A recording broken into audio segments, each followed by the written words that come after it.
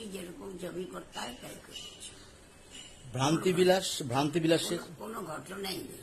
ঘটনা যা ঘটে ছবির আগেই ঘটে। আচ্ছা, টাকা পয়সা নিয়ে নিয়ে সব হয়, তারপরে আর কি, তারপর তো ছবি করে আচ্ছা, বেরিয়ে আসে। আমি আরেকটা জিনিস বলছি একটু অন্য ধরনের, যেটা আমার জানা আছে রমেশদার কাছে শুনেছিলাম। সুচিত্রা সেন ডাক্তার দেখাতে গিয়েছিলেন, তার নিজের ব্যাপারে বা তার মেয়ের ব্যাপারে হতে পারে।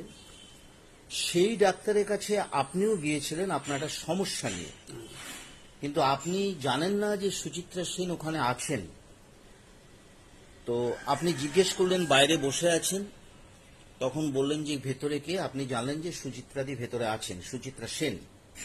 এবং আপনি খুব আক্ষেপ করেছিলেন এটা, যে উনি যখন বেরোলেন তখন আপনার সাথে সেরকম কথাবার্তা কিছু বললেন না। না, আমার তো মনে নেই।